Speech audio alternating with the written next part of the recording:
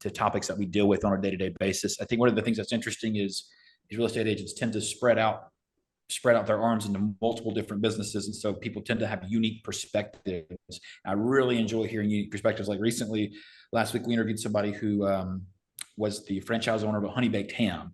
And that's a very different type of business than I do. I don't order food. I don't cook food, but it's still still similar-ish concerns about profitability expectations and seasonality. I didn't know that business was so seasonal. It's incredibly seasonal. Yep. So that's interesting, managing 12 months of business worth of 4 months of income, that kind of thing, stuff like that. So wanted to start off just some questions for JC. Start with some of your story, Jeff. So I'll preface this. So if you don't know who Jeff is, leader of, head of CEO of, let me get your title right, of one of the top 25 real estate teams in the nation. Does that sound right? Yeah, top 25 in the nation. It's been as high as 10 or 11, fluctuate between the 15 and 20 mark typically. Group of about 125, 130 agents throughout the Carolinas here, service most of the state. And that's our mission, is just to give a great real estate experience across the entire state of South Carolina and a good part of North Carolina at this point. But that's our mission. That's our mission. Absolutely. So tell a bit about your story of how you got started and how you got into the point to where, like, did you ever expect it to get this big? Was that the intention behind it from the beginning, or did it just kind of happen? Like, what does that look like? Not in the beginning. We saw the vision, several years back of it getting as big as it is and even bigger than it is currently, but not in the beginning. In the beginning, our goal, the mission was, it hadn't really been a real estate team across the country that had done 500 transactions, right? And so that was our goal. Our goal was, we got to hit 500 deals. And so I remember I started back in 2003. I got laid off from corporate America. I was working at the good old Circuit City. You guys probably remember that back in the day. I was like, I think Radio Shack actually outlasted Circuit City, which is crazy to me just thinking about that. But it's back in the old Radio Shack Circuit City days, really before Best Buy came on the scene, and anyway, so I was working for those guys, and they came in one day and they said, hey, good news, everybody that works here don't still work here. And the way that they determined who still had a job and who didn't was based on how many sales you made, because it was 100% commission environment, which I loved. I thrived in. That's why I do well in real estate too. I just love that. The harder you work, the more you do. Sky's the limit. Let's rock and roll. I guess I have a reason to get up tomorrow morning. That's not the same reason if I didn't get up or came in late. So that's cool. For me, it's what made me successful, is that real estate sales thing. So kind of working through. The commission side of things. And so working through the Circuit City thing, they basically came to us and said, anybody that averages this amount or more, we can't afford to keep you around, unfortunately, because we're changing everybody to an hourly pay structure. So I think it was at the time, it's $20 an hour. I don't remember what it was. But anything over a certain dollar amount, we just can't keep you. We can't afford to keep you, because we're moving everybody away from commission to hourly only. And the way they determined what your hourly was, by the way, was what you averaged hourly on sales over the last 6 months, whatever. And so I had sold a ton of stuff over the last 6 months. So my average hourly was high because I worked hard to make it that way. And then they came in and said, nope, just kidding. Doesn't matter. Obviously, they still paid me for what I'd done, but moving forward, we're not paying you that way. We're going to set $1 per hour.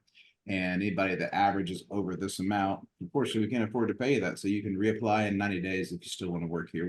I remember they brought security guards in to escort us out to the parking lot and all this stuff. It was nuts, man. And so my lesson on that thing, though, is the best thing that ever happened to me. I mean, obviously, I love electronics and TVs and audio and all that stuff, but at the same time, I feel like I'm so much more fulfilled and helping people buy the biggest dream of their life now versus buying the hottest new 70-inch TV. So I think it's a interesting take to sort of see what the progression was. And really, I think the first lesson in all of that is that whenever you're struggling through something and frustrated, annoyed, stressed. I was in college, man. I had 6 months left to go. I was literally already done all my training in order to become a manager at that store. And I was like, dude, that's kind of like, I felt like it was a career punch in the gut, man. It just stunk. And it was because I did a good job. It wasn't because I was doing a bad job. It's because I was doing a good job. Right. And so it's Yeah. like, dude, well, you get laid off for selling too much stuff. Like, come on, man. And so, anyways, fast forward through that deal. They didn't end up making it, but here nor there. I got out, went in, got my real estate license that same year, graduated college as well as real estate school in May of 2003. And I've been doing real estate ever since May the 2nd of 2003. So coming up in this coming May will be 21 years, man. 21-year anniversary of doing it, growing it, and having fun. But back to your question of, did I think it would ever be this big? It wasn't. At first it wasn't even a team. It was just me. And I think that's important, is that people that go out there and want to grow fast and get hungry fast, first figure it out yourself. Like, you do all the different things, you know what I mean? Like all the different jobs within real estate agent I've done. I've been the sign runner, I've been the guy talking to the seller, I've been the guy talking to a buyer, talking to the lenders, talking to the repair guys, processing the files on the backside. Like, I've done each of those things and I know them and feel them before I decided to scale in a big way. And that's been helpful, because a lot of people just try to do that through a blind mechanism, and you don't know if your team's doing a good job or not. You just don't know, because you've never done it. You hope they're doing a good job, and you don't want to do it, but and even if they're doing it at 60%, you'd rather them still do it than you. But that's not the best way to grow. The best way to grow is for you to figure out the different aspects of it and then grow through that. And so I remember looking into real estate teams and having some people come along, start growing it 4 or 5 years in at that point. And 500 transactions was like the pinnacle, man. It's like nobody had ever really hit 500 deals with, a team, right? A team of 10, 15, 20 agents coming together and just working hard to hit 500 deals.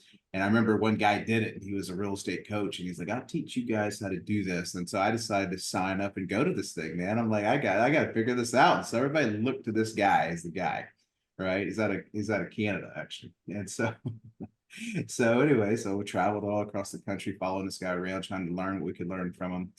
And fast forward, it took me, interesting statistic, it took me 8 years out of my almost 21-year career now. It took me 8 years to get to 100 transactions. Wow. So for the first 8 years, I never broke through 100 deals. Worked hard, and it was about 7th, 8th year in, I think, is when we finally, that year, we went from like 82 transactions to 126 years. Yeah. How many of those first 8 years, how many of those years were just you? Like, how long did it take you to hire somebody? 4 or 5, and of course, now keep in mind, we're mixing 2008 into this mix too. 2008, 9, and 10 is all in that mix too. So that's obviously a challenging real estate market. Now I remember we were getting close about year 5 or 6 when 8 hit, right? And we were projected to go over 100 that next year, but instead of going over 100, we actually cut down into half. So we went for like 70, 80 deals back down to 40, and then restarted rebuilding and went to 50, 60, 70, 80. And we got up to 82. And then the following year we hit 126. And now here's the interesting thing, that even more interesting, the fact that it took 8 years to cross that pinnacle. And what's wild about 100, by the way, is you can't do 100 by yourself. Like, at that point, you got to be a good leader, because not only are you still doing it, you got to teach other people how to also do it. So you got to be a good real estate agent and a good leader in order to get past 100 families, 100 transactions, 100 people. Wow, that's good. That's good. Yeah. But the wild different part, skill sets. Exactly. Here's the wild part. In year 9, I went from 126 to 226. Oh, wow. I increased in that 1 year the same amount that it took me 8 years to achieve to begin with. And so for this 9-year cycle, we're building the foundation. I'm honing my skills as a leader, as a manager, as a real estate agent. I'm honing my marketing skills, my contract processing skills, my presentation skills at the table. I'm honing all of that for 8 years straight. And then in 1 year, when we finally broke through 100, I doubled that and did another 100 as an increase. And I remember that year that we went from 126 to 226, my top person came to me that year and said, hey, I don't want to do real estate anymore. And I'm like, you got to be kidding me. We just got to 100. We did this thing, man. And honestly, it was an issue of the fact that we were scaling. The person didn't want to be in a relationship with anyone else in the company or on the team except for me. This person wanted it to be me and them, and that's it. They didn't want it to be 3 other people. They didn't want it to be 5 people. They didn't want us to serve 226. They wanted it to be me and this other person doing 100 sales a year, and that's all. And I said, I just feel like that's going to hold us back. And that year that that person left, it was actually an ISA, somebody setting appointments for me to go. I don't know all of my appointments. And that person left that year. And that's the year that we also grew 100. So the lessons learned on all that is, if you're not 8 years into your journey yet, man, you ain't doing squat, dog. No, I'm kidding. The foundation takes a while to build, right? Yeah. And then in 1 year, you can increase that. But also there's a cultural piece to that too, because the person that didn't want me to hire anybody else and only wanted to be there with me, my cultural belief of growth and business vision of growth didn't align. And so pitching that vision and casting vision early on to people to help them understand where we're going, why we're going, that is helpful. That's helpful in those early years, especially. Yeah. Yeah. Well, and So, it also points out kind of, the things that you need to look for on your next hire, right? As somebody that is also ready to chase that vision. Yeah, exactly. Whenever the vision's clear, everybody else will know what they're signing up for. There's no questions about what am I signing up for, right? Like there's these companies that you join that are kind of a little bit slower growth paced. We've always done it this way, so we're always going to do it this way. And then there's companies that are hyper growth focused, and real estate changes by itself. It changes. And then you're a part of a group like us that likes to stay on the cutting edge, likes to do things differently. So we are not only changing, but the real estate market's changing. So unfortunately, there's just a lot of change that has to be embraced. And that's hard to do, man, unless you're open to that. You got to be open to growth and open to doing things differently and as more efficiently every single day. And that's really what my mantra in this whole thing is I just have to be a better person, leader, real estate agent, husband, father than the guy that I was yesterday. And if I just keep doing that every single day, and some days you fail miserably, right? Some days you are on the way home and you're like, man, what did I get done today? Like, what did I do today? Like, and there's other days that are just like you're on top of the world, man. And you're just like, I crushed 15 hours worth of work in an 8-9 hour day, Yeah. So the mission every day is to be better than the guy you were yesterday in all those different facets of life. Some days you succeed and some days you don't, but as long as you have more days of winning, then ultimately you're going to be up at the end of the year. I like that.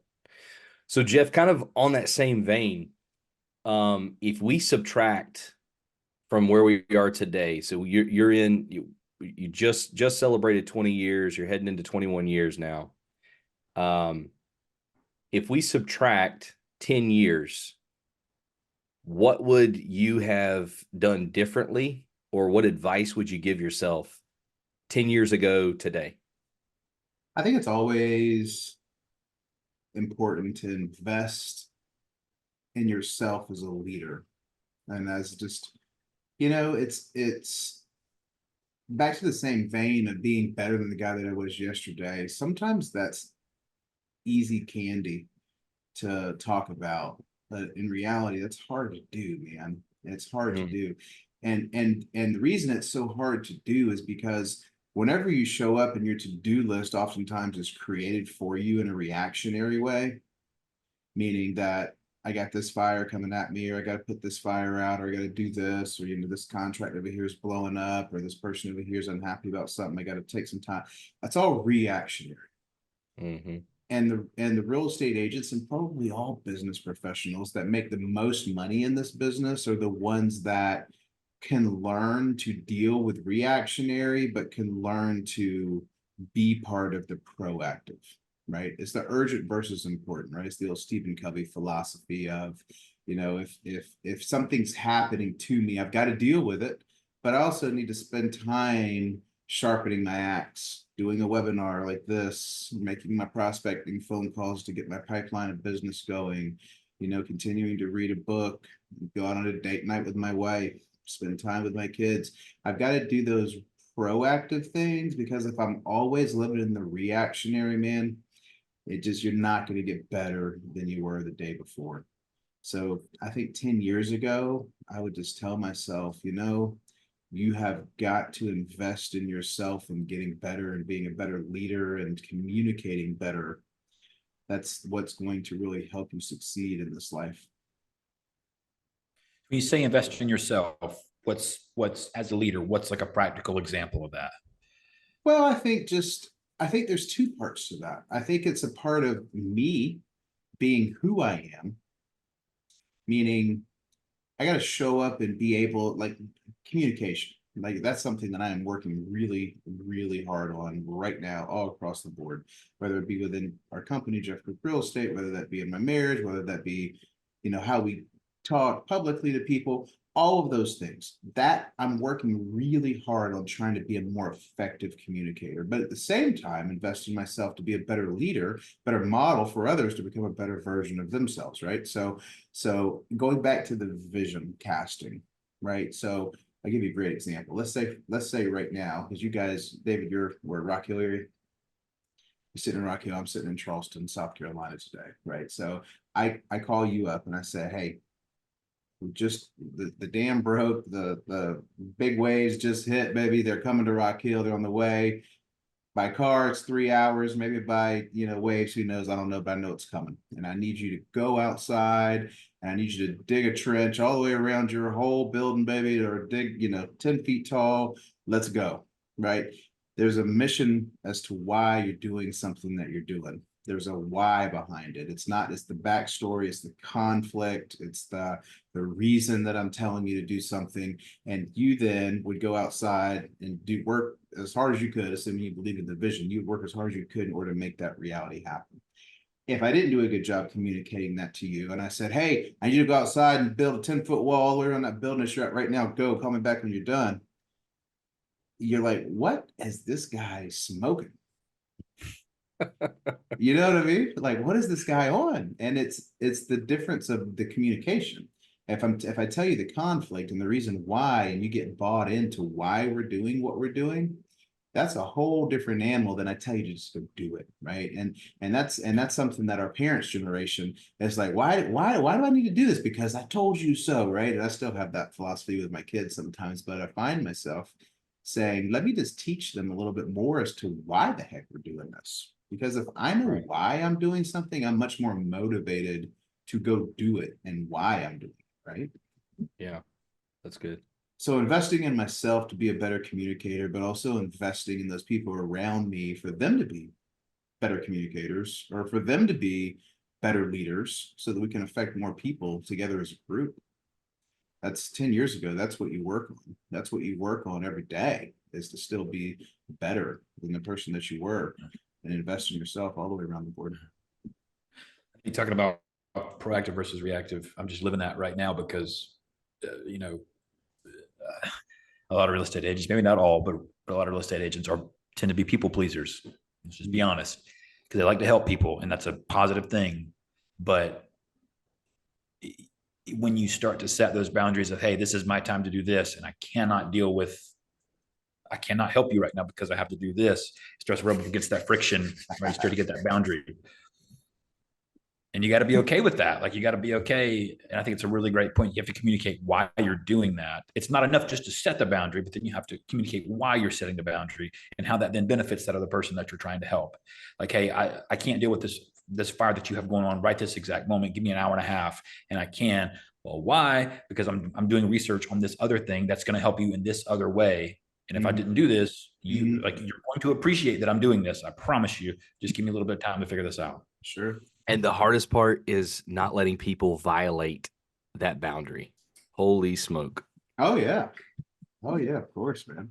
It's like everybody's little, whenever you're growing up and the air conditioner, your dad had the air conditioner set on, like, I think my house was like 77, 78. It was hot. Hot. And I'd go in there, I'd hit that bad boy down, and my dad's little just internal Yeah. compass would go off. Who touched? He's sitting in the other room, and I think he could hear the vent cut on or something, you know. And he'd be like, "Who touched the air conditioner?" And you know, I'd notch it back up real quick, be like, "I don't know, man. It says it's on 78, you know." But like, I think that little thing that you, that your dad had whenever you're growing up, the minute that you decide to go in and go to proactive time, everybody's little question thing goes off, and it's like I gotta ask the leader these questions, and it really tests you. It tests you what your internal fortitude of making sure that of how diligent and disciplined you are to stay in proactive world. You know, because think about it, man. If I'm in reactive state, I'm not actually doing anything that I want to get done. I'm doing what everybody else expects me to get done. If I'm in a proactive state, I'm getting done what I want to get done. And that builds confidence as a leader too. Because think about this. If I'm building my confidence as a leader by creating my checklist, going in and not getting out, going in and doing it, I feel like I'm more efficient. Now I'm doing the things that I want to do, and I'm participating in the things that are moving the needle forward. And then it gives me the confidence as a leader to start thinking, okay, well, what things would have normally been reactive? For example, we got a sales meeting coming up, right? What could I talk about at that sales meeting that might happen this week that would actually have put me in a reactive state next week if I didn't solve or teach the crew this week that? So whenever I get more confidence by living in proactivity, what's happening is it gives me the ability to be a better leader and teach other people proactively, build systems, build clocks proactively. So as I'm building those clocks, I then have less reactive stuff that happens because I've already handled it proactively. And that doesn't happen until you get that confidence going. And it starts with that checklist, man. It starts with that time management. That's what it's all about. That's so good, dude. That's so good. That's so freaking good. I feel like you apply that to setting expectations with clients. Hey, here's what's going to happen. Here maybe some not so positive things that could happen. And here's how we're going to deal with them when they happen. 3 weeks later, when that thing happens, when the repair inspection comes back bad or whatever, you can say, "What? Don't lose it because we talked about it." Exactly. Yeah. And there's I a mean, level of trust. There's a level of trust there too. Because wait, so you know, he or she saw that coming. Wow, Yeah. I really need to stand behind this guy or gal. You know, it's good. So think about this, right? So how many pages is the average inspection? You brought up inspection. How many pages is your average home inspection? 40 to 50. Yeah. A ton. 40 to 50. That's all we did today is 210 pages. And the people still bought the house, and we got all the repairs done literally for less than $1,500. It was nuts. But then you think about, so like the termite inspection, how many pages is it? It's always 2 pages, right? We know that as real estate professionals. It's one of these inspections is a 40 or 50 page report. And the average consumer just thinks that it's either pass or fail. And if I'm a consumer and I get a 40 or 50 page home inspection report, man, I'm not buying that house. You gonna have to convince me why I should still buy that house. But the average consumer doesn't understand that it's supposed to be 40 or 50 pages because it's not 40 or 50 pages of problems. It's pictures, it's details, it's how old's the water heater, it's all of these things. And it's never a pass fail. The inspector never comes out of there and be like, you should or you shouldn't. And that's what everybody's looking for. Everybody's looking for, is this a good house to buy or is this not? And it's still, even after the inspection report, it's still subjective to what the buyer thinks about what the inspection says.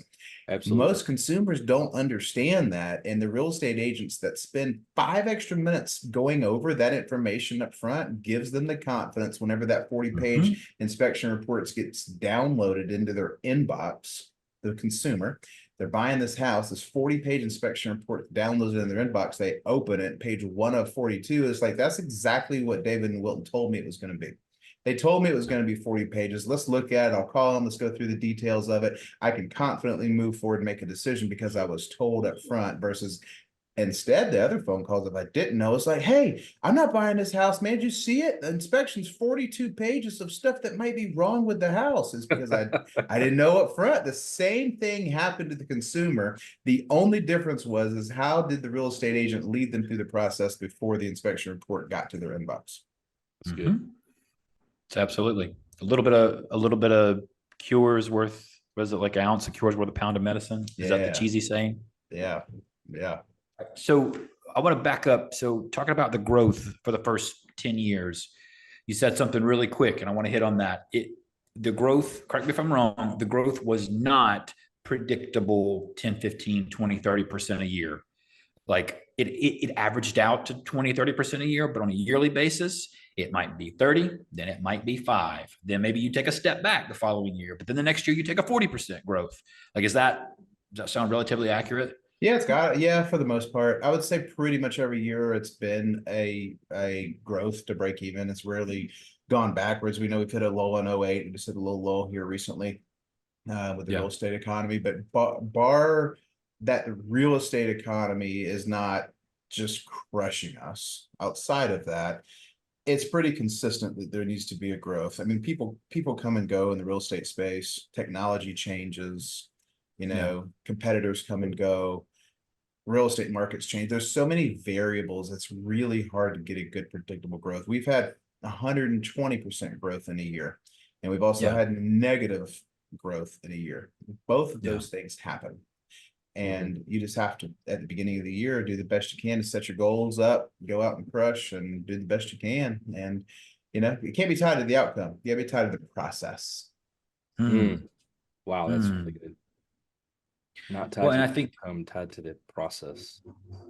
in evaluating an opportunity, and this is part of the conversation too, in evaluating an opportunity, I think what kind of time frame do you give the opportunity? Well, is this a 6-month opportunity, or is this a 6 to 9 year kind of opportunity? Like what's appropriate? Well, there's like 17,000 different variables that come into that conversation. And I think that's why it's so important. I love that you talk about investing in yourself as a leader, because, well, how do you know? Well, it's experience. It's figuring out what you're good at. It's figuring out, leaning on those around you. I love that, man. I freaking love that. So here's the thing, right? So, and it also really depends too on whether or not you're doing the heavy lifting or whether you and a team are doing the heavy lifting, right? So it give you a great example. So whenever you're winning, and as a leader, here's probably the hardest part. Whenever you're winning, who gets the credit for that? It's the team. You got to give the team the credit for that. But when you're losing, you have to take the responsibility for that. You can't place it on the team. Now, sometimes part of that responsibility is to have some come to Jesus meetings with people on the team. But publicly, whenever we're not doing great, I got to take responsibility. But whenever we're doing great, guess what, man? It's all about Susie and Sally and John and how well they're doing and how great aspects of the team they are. So as a leader, you don't really ever get the credit, but you always take the responsibility. And so it comes down to how effectively can you build the team, man. And you know what I realize is that people will always surprise you. They will always surprise you, and sometimes in a really good way and sometimes in a not so great way, but either way, you're going to be surprised. You're going to be surprised at their outcome, man. And sometimes it's like, you know what, you crushed that way better than I would have ever been able to. Attaboy, attagirl, go for it, keep crushing it. And then other times it's like, it's a head scratcher. It's like, why did we do that? And it's like you have to give them the bandwidth to go out and screw it up the first time same way you did the first couple times you did it. You got to give them the bandwidth to do that, right? And so a lot of people have a struggle with that, man. And let's just talk about this for a second, because a lot of people think, you know what, I'm not going to get them to do that, because by the time I tell them how to go do it, and then they go do it only at 70 or 80% of where I could go do it, I might as well have just done it myself, because I'm going to have to redo it myself, right? Like, how many times has that ever crossed your mind? Like, I'm just going to go do it myself. Well, here's the thing. If I can get somebody operating at 80, 90% capacity I got more experience than they do. I've been around longer. You know what I mean? So I might do it at 100%. If my bar is 100%, they might do it at 80 or 90%. Eventually they might do it at 120% of what I would do it at. But in the beginning, they're going to do it. If I train them really well, hold them really accountable, they're going to do it 80% as good as I'm going to do it. Right? That's just they're new. It's their first kiss. They don't know any better. That's just what they're doing. So here's the thing. If I could get them operating at 80%, and then I could go over here and I do something else at 100, collectively, we're now at 180. Versus if I just took that from them, I robbed them of the opportunity for them to be growing to the 100 as well. Because eventually they'll keep doing it and they'll get it to 100. They may even get it to 120 and do it better than I could have. Or they may stay at 80. you never know. They may stay at 80. But the point is if they're hovering at 80 on their journey to 100, and I go over here and do something completely different that's effective at 100, well, now together we're at 180. But if I had taken that from them and wouldn't allow them to do it, and I did it for them, not only did I do their job, but I still got to go over here and try to do mine. So now I got to operate at 120 or 140% to try and get all this done. And it's just not possible. That's where I get burned out. So I'm not delegating effectively. Right. So I don't want to grow too fast, but I got to delegate effectively. And that is a fine dance of do I do the work? Do I let them do the work? But I don't want 15 people doing it at 80%, because then who knows, man? You know, it might mess things up, might lose a client, they might get mad at us because we only did it 80%. Again, we're getting it from 80 to 100. We're never there, but we got to grow. And effective delegation is critical. You got to really use that gut instinct, man, of is it time to delegate? And do I keep delegating, or do I do it myself? And making that decision right along the way is good, because if you don't make the decision right, here's what I've learned. If I constantly take stuff away from people and I don't allow them the opportunity to go do it themselves, then they never grow in confidence of trying to do something new. They always wait on me to tell them what to go do next. That's good. And they're always in a reactive state versus them being in a proactive state. But if I let them fail through it and talk them through it on the backside of what went good, what went bad, how we're on the way in our journey to 100%, then they start getting their confidence of just trying it, because they know it's a safe place to try it, and for us to discuss later about how to make it more effective and better. So then I've got a leader over here that grew into being a leader. You know, it's interesting. Every leader in our organization is pretty much homegrown. Rarely did we hire, I would say of our 130, 140 people in our organization, less than 20% of them were in leadership capacities or in management capacities prior to them coming to us. But the other 80% weren't. They learned that as they grow through the process, because we delegate some to them, we help them build their confidence, we help them grow up in their income goals. All those things help them become better peoples if they want it. If they want it, they got to do their part too. That's important. I got a story on that. And now dude, I was just having this conversation with this agent, and I'll tell the story correctly. Had an agent, newer agent, take a listing. The surprise, the seller thought the home was worth more than what the market suggested, right? And had a conversation with the agent, kind of coached him through that conversation. Well, seller still stuck to their number, and of course they did. Okay, well, we're going to take the listing, and we're going to roll the dice and see what happens. Well, listing goes on the market within 2 days. 2 days. Now, this is back in December, the end of November, beginning of December last year, when interest rates were as high as we've seen them in 10, 15 years, whatever. Insane, doom and gloom. This listing sold in 2 days, full asking price, right? Literally. And and then there's a lesson there with that too, is don't affix yourself too strongly to a position, because in case you need to eat some crow, you can do it gracefully. So we were all pumped. We were like, okay, great. We were wrong. Wonderfully. We all make more money. Wonderful. Make the seller more money. We make more. Wonderful. Congratulations. In the back of my mind, well, there's this little thing called an appraisal, where a third-party individual comes out and assesses the value of the home. And that hasn't happened yet. So a couple weeks go by, the appraisal happens. The appraiser found the home worth $50,000 less than what the contract price was. Oh, that's a painful one right there, man. Yes, sir. And the seller decided not to sell. I can't really blame them at $50K less. And on the backside of that transaction, I was talking to an agent, and I wrestled with myself, because I was like, dude, I knew that house was overpriced. Did I do wrong by letting that agent take an overpriced listing? Right? Because I knew, in my experience, I saw the comps, and I had that same thought, like, don't, kind of the conclusion, and I talked to Will about this too. He said, I feel like it would have been wrong to say, don't take that listing, and rob that agent of that opportunity to experience that and to navigate that themselves. And we were able to maintain good relationship with the seller. I literally just got off the phone with this agent, and the agent said that the seller had referred her son to her to help her son buy a house.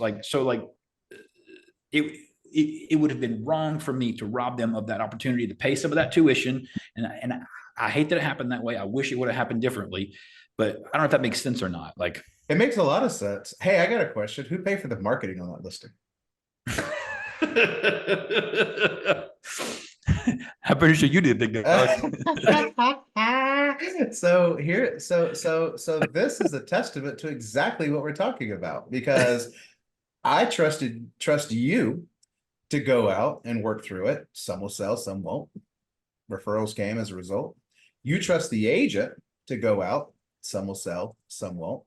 That is ultimate delegation. So I delegated to you to allow you guys to make the decision, should we put this house on the market or not? As the manager of this agent, I delegated that to you.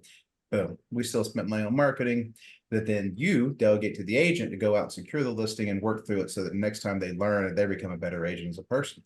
So that's multiple levels of leadership in real time right there, that at first glance may not feel favorable, but is actually pretty favorable whenever you think about it, because now we have better experience to go out and serve consumers even more than we have before, based on the experience that we now have. That's a cool perspective. That's really cool perspective on that.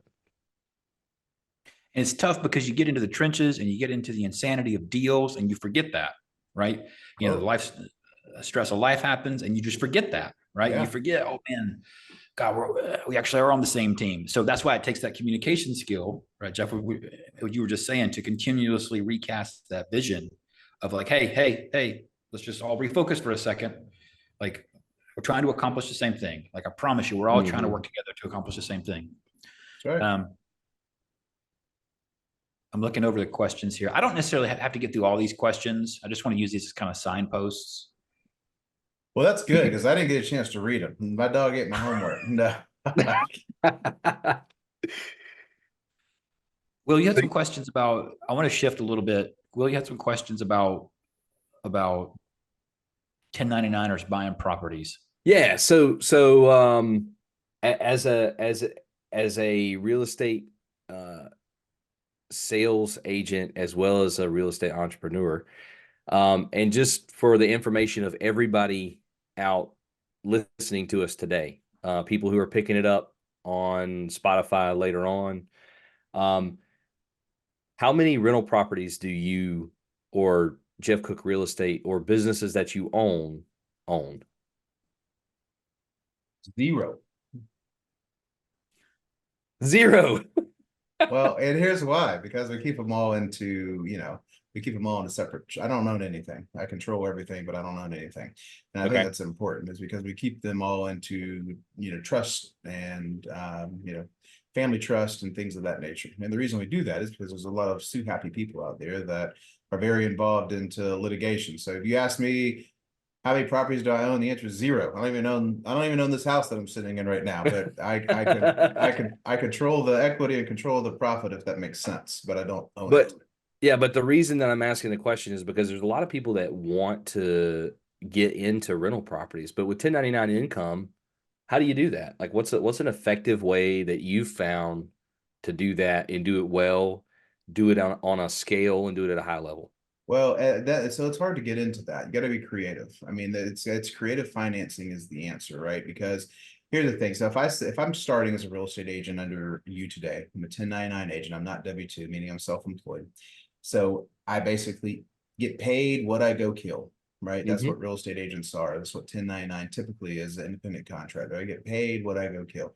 And so if I want to go kill a lot of stuff, meaning go out and make a lot of sales and commissions, that takes time for me to get the knowledge in order for that to happen. It takes time for me to hone my craft, my presentations, my communication skills, all of that stuff. So the first way is income. And that's the hardest way, obviously, is for me to raise my income, because as I raise my income, problems manifest. I'll give you an example. If I want to go from a $50,000 a year income to a $100,000 a year income, I may actually have to go earn 150 to make the 100, because I now have new expenses. I've got to go buy leads. I could go buy marketing. I might have to go out and get a fancy computer or laptop. I may have to go out and buy a couple new suit jackets, business cards, mailers, all these different things. So I now have business expenses, right? Unless I'm on a real estate team, that all that's paid for me.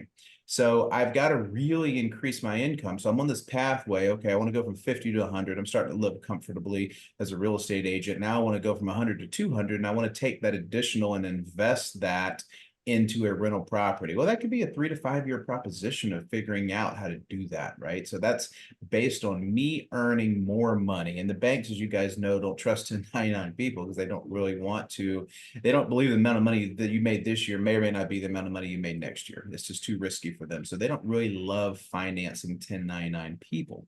So we have to look at income, but we also have to look at it from a creative standpoint. How else can we creatively do these real estate transactions? Mm-hmm. And there's a couple of options there. Let's say, for example, that the down payment is 20% on a property, right? And with investment properties, a lot of banks are requiring 20%. If you're willing to buy a house that you're going to live in, you might get in that bad boy for as little as 3% or even no money down. But this is for the sake of this saying it's an investment property that I'm going to rent out. Banks are probably looking for 20% down on that deal. All right, well, let's say that I've got a investor that doesn't know how to find the property, but I know how to find the property. So I've got the knowledge on where the asset is. He has the 20% liquid down payment to put on the property. Okay, so even before this call earlier today, you sent me a property for us to look at. What do you think about this property, right? And there was a question of, well, where would the down payment come from? Well, we could give a portion of ownership of that property to the guy that has the down payment, and we find the property that they couldn't find. Now that's a marriage, right? So we first go into a partnership with someone if we want to do that. That partnership allows them to put the down payment, me to find the property. We co-own the house for a year or two. We resell it, make a profit on it, flip it to somebody else. We take 50% of the profit, go our separate ways. Now I've got my down payment. Now I could go buy my own property with that. So in a year or two's time, I created it either by my own income with real estate sales or by finding a partner. Because I was in real estate sales, I might have found a deal that I could do this with somebody with. So option 2 is partnership. Option 3 would be creative. And creatively is, let's say, for example, that somebody owns a property, they want to sell the property. They may be willing to own or finance me the deal. And one of my most creative deals that I've done is a house that I have up in Greenville. And I never will forget this transaction. This guy, this house is just crazy, man. So it's about $1 million property. I wanted to buy the property. They owed about $750 on the property whenever I came to them. And I told them, I said, guys, I want to buy the house, but I'm to be honest with you, I don't have $1 million. I got maybe like 50 grand, like, what can we do? And of course, 9 times out of 10, they're going to laugh at you and say, well, they would have, except I said, but I've got a plan on how we can make this work. And so they said, well, what's the plan? I said, well, how about this? I'll put the 50 grand down, and I still had to come up with the 50, but I'll put the 50 grand down, and you guys finance me the difference between the $1 million and the 750 they owed. All right. And then that's a 250 spread. And I was willing to put 50 down. So I said, finance me that other 200. You guys, I'll pay you payments on that other 200, and I'll pay your mortgage on the 750. Well, of course, I've got rental income coming in. So the rental income coming in was able to keep paying their mortgage on the 750, but also make them payments on the 200 equity that they didn't get at the first closing. So I was effectively able to get into the property for 50 grand down. If they would have been willing to finance the whole 250 to me, I could have gotten to the property with no money down. And all I'm doing is allowing them to keep their mortgage open, and I'm continuing to pay on their mortgage for them. All right. So that mortgage that they had outstanding, maybe a 2.5, I think it was a 2.6% interest rate. I was like, great, let's just get in there and do that. The grandfather had actually given them a loan for 2.6%. He had passed away. Wow. So it was an estate that the 2.6 was owed to, or the 2.6% interest loan was loaned to. They didn't care about getting all that money up front. Just because these people wanted to sell the house, the people that had the original loan didn't care about the loan getting paid off. That wasn't important to them. So all they said is that, hey, keep making us the same payment these guys have been making us all along, and you can keep that money open. I still have those 3 loans open today. that same deal is still open today, and I'm still paying those payments on those people today on that rental property.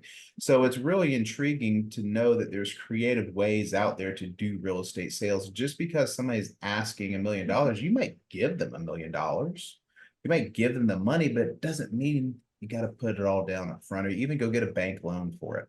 Right? Let me throw it to you this way. Let's say this is another real transaction that I did over in James Island, right? Property was for sale for $450,000. The people said, we want 450 grand for this house. And the lady said, well, I want to sell it, but so I think we were thinking the value might be around 450, 460, right? And so she goes, I really want 500 grand for this property. I really want $500,000 for this thing. And I said, I know you do, but we got to find somebody willing to pay you for it. And so anyway, so then we lost touch, 30 days goes by. She calls back, says the same thing. I really want to sell this house. Real estate market's getting slightly better, but not 40, 50 grand difference, right? Like we're not 500 grand on this house still. It's just not there. So yeah. She says to me, the most important thing to me on this house is that I get 500 grand. Now, 99 out of 100 real estate agents would either do one of two things. They would try to list it for 500, or they would say, it's just not worth 500. You can't get it. I'm not going to help you. And they would be in one of those two camps and they're done. Okay. Yep. There's one other creative way to think about that. I said to her, is the most important thing the sales price of 500, or is the most important thing of you getting all of the money at closing? And she said, the most important thing to me is the sales price. And I said, well, unpack that for me. Why? And she said, because I promised my husband whenever he passed away so many years ago that I'd never sell this house for 500. So I can't sell it for any less than that, but I don't have to have the 500 grand right now. I just don't want to deal with the house anymore because it's got some deferred maintenance. And I said, well, I got an idea. I said, what would happen if we gave you the $500,000 that you want, but we gave it to you in payments over the next 20 years. So you become the bank, you're getting your 500 grand asking price for the house because that's the most important thing to you. But you become the bank and you let us pay you $1,500, $2,000 a month, whatever, the agreed upon number was. She said, I like the plan. Let's do it. We ended up going to closing, paying this lady $500,000. Again, 50 grand more than what the house is worth. But guess what? I also still have that rental property today as well. Now think about it this way. A lot of people say, well, why, Jeff, would you want to pay 50 grand more for a house than what it's worth? Is that good business? But let's just think about this for a second. She was willing to give me a 20-year loan on this property. Okay. Over 20 years, I'm paying her $500,000. If I were to go to the bank and say, give me a loan today, even at 6% interest, and let's say I got the price down to $400K, I take that loan over a 20 or 30-year period. Guess what? By the time I pay her the 400 and the time I pay the bank loan off, I'm going to be paying $1 million for that same property over that 20-year period. It's called APR. It's interest. It's how banks get rich and have fancy buildings because they're getting interest. I borrow 400, I pay $1 million back. Right? It's like the credit card statement that says, if you pay this for the rest of your life, then you're going to owe us $6 million. You know what I mean? That little fine print that's on the bottom of these credit card statements, right? So same thing with banks. I borrow 400 based on interest rate, I'm probably paying them back $1 million over a 20, 30-year period. With her, I'm borrowing 500, but she's okay with me paying her 500 back. It's in equal payments over 20 years. 1 out of 100 real estate agents or investors would have ever picked up on that, because on day one, it was a horrible investment. I was paying 50 grand more for the house than what it's worth. But by year 3, I'm breaking even. And by year 20, I've still only paid 500. But I would have got the bank loan, I would have paid $1 million. So, but by year 3 or by year 20, I'm up at $500,000 on the house. That's a big difference, man. A lot of people don't think about that from a creative standpoint. So owner financing was the third thing. An owner to finance you or to take over payments with an existing type of a loan, which was option number 2. Those are real scenarios out there that don't require you to go down to the bank, pull your credit. I mean, you go check my credit right now, man, you're not going to find mortgages on my credit. You're just not. You're not going to find mortgages on there. I don't like using bank loans and bank credit to go out and buy these houses when you don't have to.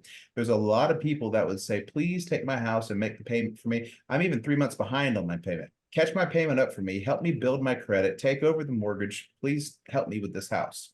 I get them back on track, help them rebuild their credit. They can then go get another house or another car loan or pay, whatever they need to use credit for. I'm helping them. I'm helping them figure out their financial situation moving forward. And that's really an interesting perspective on the fact of, should I use somebody else's money that they were able to get at 2.5%, 3% that I can't go get today? If it helps them and it helps me and nobody's losing in that deal, why wouldn't we do that? Wow. Yeah. That's good stuff. That's almost good enough for the rewatch. That's like, it's funny. I've known Jeff for a long time, and I've heard similar-ish versions of that. But honestly, like, it took me so long. If this is the first time you ever hear anybody talking about creative financing, and if you feel like you're up underwater hearing somebody explain that, dude, I felt the same way. I was like, oh man, I don't even really know what that means. Like, but it's really not that terribly complex once you get into it. And if you just take the time to think through it and explain it correctly and wrap your brain around it, like, it really does make a lot of sense. And there's a ton of opportunity associated with that. Well, and here's the thing on that. So let's say that somebody's listening to this and they're in the Carolinas. We can help them with that. So just in that first example where I said do a partnership, somebody brings a deal to us. They're like, I got this deal and I think it could work creatively, but I got no idea how to put it together. We've got the ability and the title companies and all that stuff to put all that together. Let's partner on one, teach you how to do it so you can then go do more on your own. Why wouldn't we? We would be happy to help people with that. So reach out to us. Let us help you figure out how to do your first one. You've either got to have the knowledge or the property or some cash in order to put in. You got to have one of those three things. If you have none of those three things, then you got to go do some research, right? You got to either have the knowledge, you got to have the cash, or you got to have the property. Like one of those things, right. Yeah. You got to go do some research and get knowledgeable in one of those three things. Because if you're going to be a partner, you got to bring something to the table. You can't be I don't know anything partner. I don't have any money. And I don't have any properties partner. You got to have one of those three things. And if you do, then a deal could be had with a marriage out there. Mm-hmm. Very good. That's awesome. One of the questions that we always ask is what role does your faith play in your business decisions? And I see you put notes in some of these questions to the last year, especially, and it's a theft 3X rule. I got to know what is that? Yeah, man. So, the last year, I hadn't really shared this, but I'll share it. So, the last year, I've not paid from the companies because the real estate market retracted, but as far as the real estate company, I've not taken $1 out of the real estate company.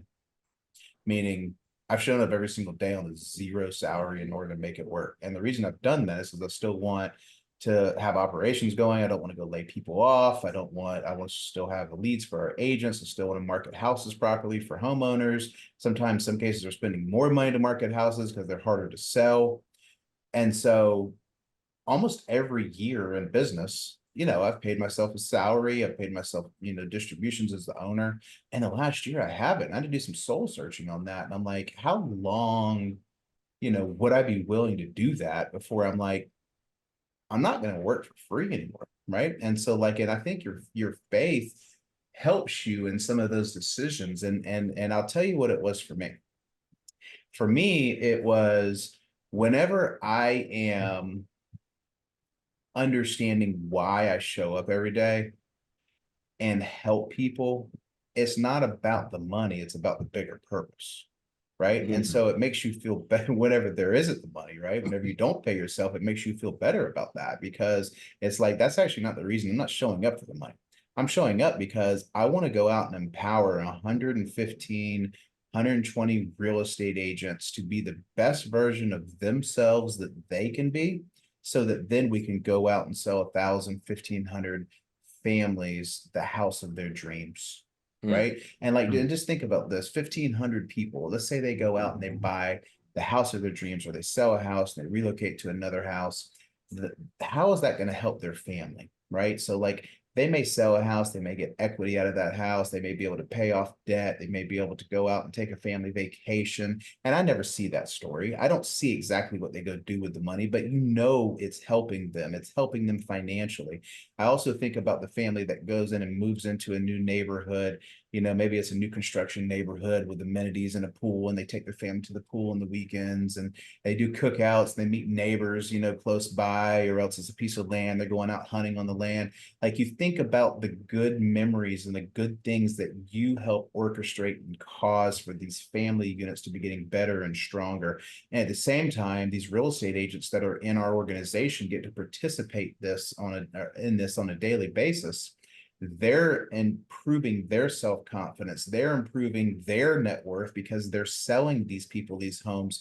They're buying homes. I've watched in the last 2 or 3 years a record number of our employees buying new homes, buying cars, buying things that otherwise that they probably wouldn't have been able to afford. So we're helping improve their lives. I'm watching them be able to take a family vacation for their first time ever, even in a slower real estate market. And I'm like, man, that is awesome. And that is that faith of knowing that I'm doing this for a higher purpose of changing people's lives and ultimately giving the big man upstairs the glory for it all. Like, that is the reason that I keep showing up every single day, even if I didn't take a dollar in the past year, right? Like that's what causes me to want to keep showing up every single day. It's not always easy. It's not always easy. Every single time, let's say, for example, that somebody takes something from you, steals something from you, a client decides, you know what, I just want to use you for your resources to tell me how much my house is worth, or get a glimpse of your marketing plan. I'm going to try to do it on my own. Or, you know, or a real estate agent comes in and goes through your training and takes 3 weeks of your time, but then decides, you know what, I actually want to go do it on my own, or whatever it may be, right?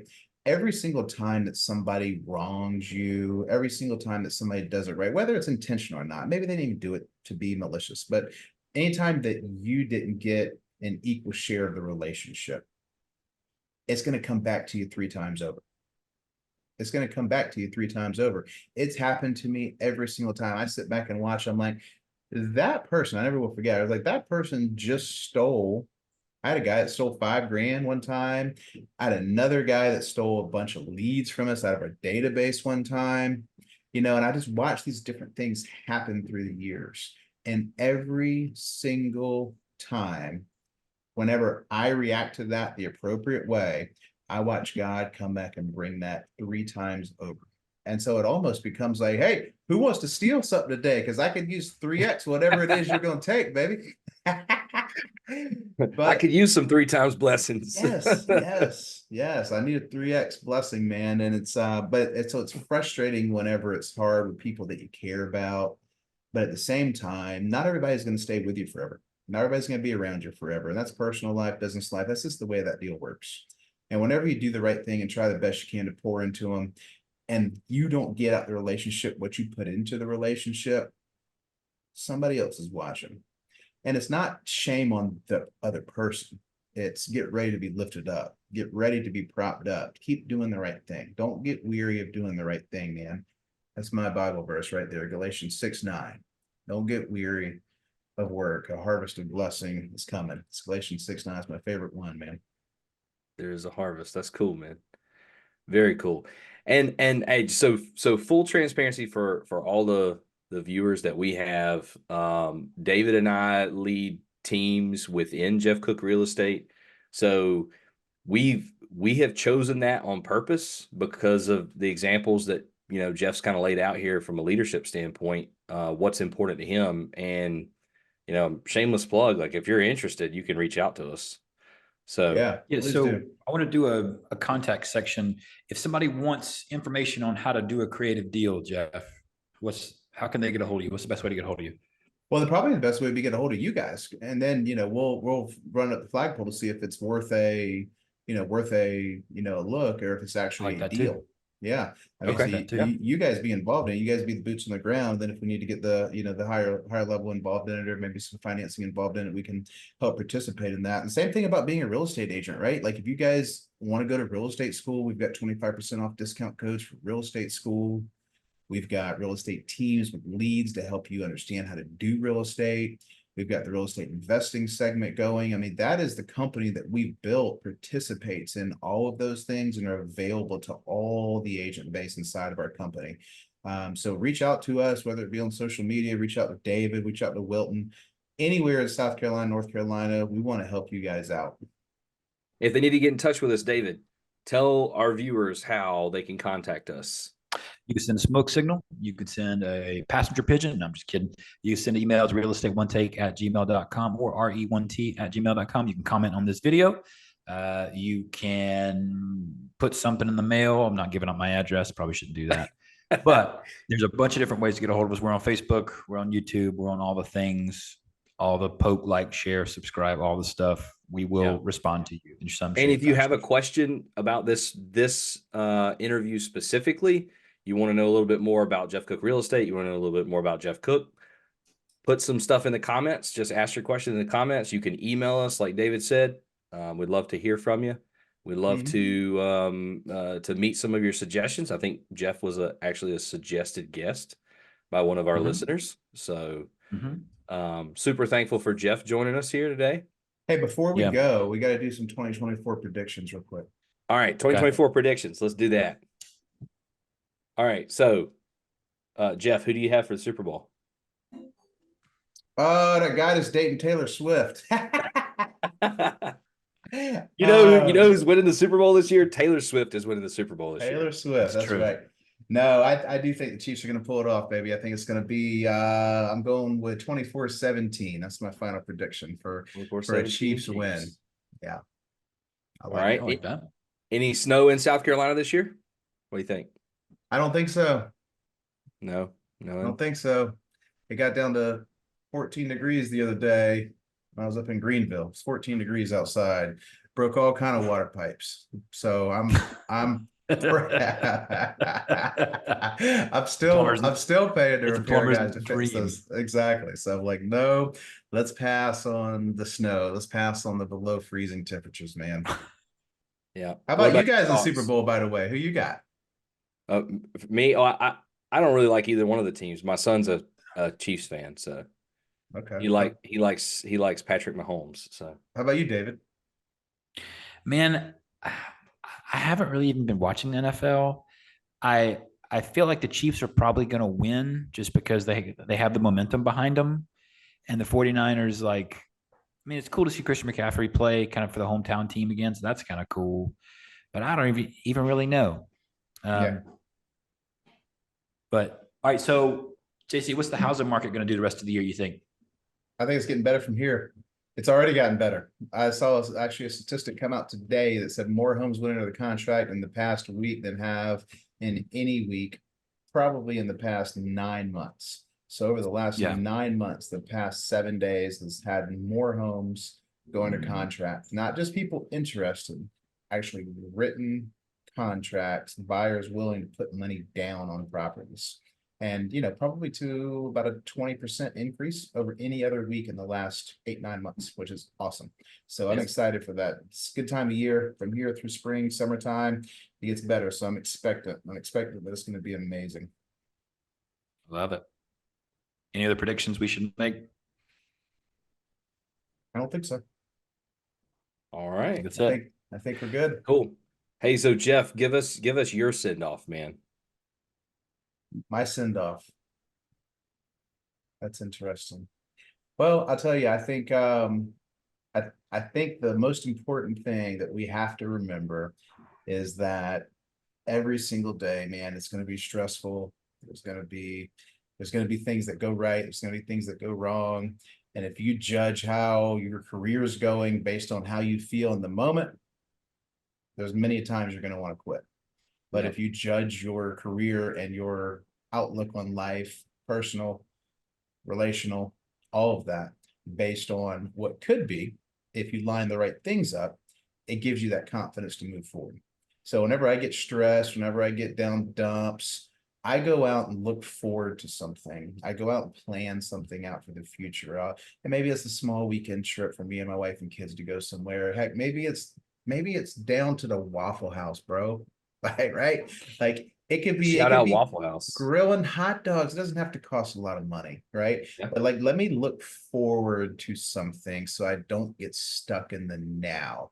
When I'm stressed, I do everything I can to not look back, not live now, but let me look forward to something. So I've got some expectation, excitement coming forward, man.